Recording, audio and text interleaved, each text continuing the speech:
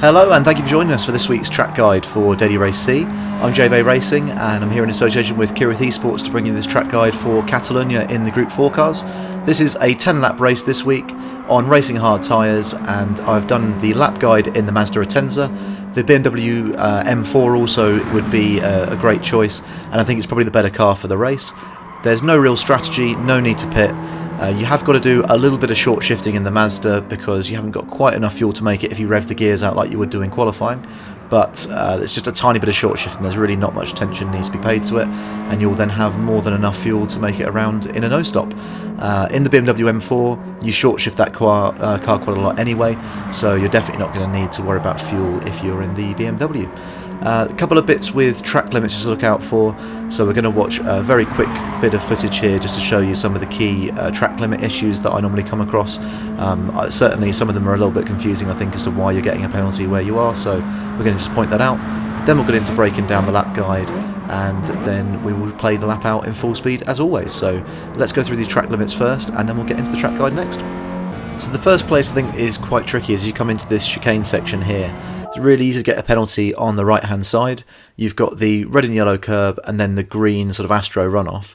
Your left tyres cannot touch the green at all, so you need to make sure that you run your right tyres over but not the left, that they stay on the red and white curb. And then almost immediately after that, as you come around this right hander, there's the runoff to the left which you're going to want to use. Again, your right tyre cannot go over the red and white curb, so if your right tyres come across too much and touch the green, then you're going to get yourself a penalty there, so watch out for that. And lastly, probably coming to the most tricky part of the track, you've got the sausage curbs before the final corner. So this first one on the left, you can cut this a little bit, but your left tyres cannot go over the first part of the sausage. So you see where it comes down and sort of tapers off to join the floor? Your left tyre cannot cut across there. It can hit the sausage sort of straight on like I do there, but you can't cut across it. This right hand one, again, you can cut it a little bit with your right hand tyre, but if your whole car is over and the left tyres are touching onto that sausage, that will also give you a half a second or 1 second penalty. So make sure that you're cutting a little bit of that corner but not too much. And then here on the runoff on the left hand side, your left tyres can come across and even touch the sort of yellow curbing that there is around out there. But if your right tyres come over onto the red and white curb, then you will find yourself getting a penalty, so watch out for those. But let's get into the track guide anyway and break down the lap. Managed to get a good time here, 52.9 I think it was, so we'll break it down and see how it all goes. First thing to bear in mind with this car is that we are revving the gear out. If you're doing this in the BMW M4, then you're going to want to be short shifting, so shifting up at the early part of the gear, but in the Mazda we're going to hold in fifth and not shift to 6th gear. First brake marker is just for the 100 board, those black signal lights, so we're braking right on those black lights, down into 2nd gear, get your right tyres onto this curbing here over the little mini sausage curb there is on the right hand side, and then as you switch to the left, we're switching up into 3rd gear and keeping the power planted the whole way through. For this long right hander, you do just want to use a little dab of brake, as you see I do there, to keep the car in tight, but just a tiny bit, not too much, and then feed the power in. Clipping a little bit of this red and white curb will help you rotate the car as well, so if you can get just 2 tyres on that inner curb, that will help you with the rotation. For the hairpin, we are braking as we come into the shadow here from the bridge, so at the start of that shadow, hard on the brakes. I should have probably used 2nd here just to rotate the car a little bit more quickly. You can keep it in 3rd like I do here, but I personally would downshift to 2nd, but then accelerate out in 3rd gear. And the next brake marker we're looking out for is the tyre marks on the curb on the right hand side. So these black tyre marks here, heavy on the brakes, and you've got to be really patient when you're coming around this left hander. So get the car tight into the curb on the left hand side, and then once you touch that curb you can start accelerating. It's going to feel like you've got to wait for a long time, but that is the fastest way to get around that corner. If you get on the power too early, then you could be understeering off.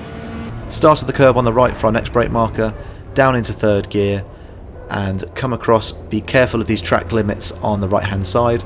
I probably could have done with clipping a little bit of that curbing on the left, but as long as you don't run off, then you'll be okay. And a little dab of brake here as the curbing ends on your left hand side, down to 3rd gear, and you can get on the power quite early because you've got all this runoff on the left to use here, and both the M4 and the Atenza rotate really nicely, so get on the power nice and confidently as you're coming around that right hander. Next we're looking out for where the wall changes from the sort of textured finish to the smooth wall, so it's just before the 100 metre board you'll see there, it goes from being textured to smooth. That's where I brake. Use first gear just for a second to just turn the car in, but then definitely shift to second gear for acceleration. And then we use a little dab of brake and second gear just to get the car to rotate around this long right hand hairpin. Start feeding the power in once you can see that orange section of barrier in front of you, and I shift up to third fairly soon and use this curve on the left for runoff. And then again using the tyre marks on the left there as a mark of when I'm going to start turning in. So you've got to turn in for this right hander really early, down to second gear. You're going to want to get on the brakes as the curb starts on your right hand side. I do use first just for a moment to help rotate the car, but that's not essential. Just touch that sausage curb there, cut the second one but not too much that you get a penalty, and really want to get the power down as soon as you can to be flat out for the final corner. So some tricky sections there at Catalunya. I hope that video helps with you getting them all nailed and getting a good lap time. We're going to go through and watch the lap at full speed now. If you're watching this on Kireth's channel, then please do pop over to JB Racing to check out what we've got going on over there. Either way, thanks for watching. Do drop a like if you've enjoyed the video, and consider subscribing for future track guides and GT7 content, and good luck with your qualifying this week. Thanks very much.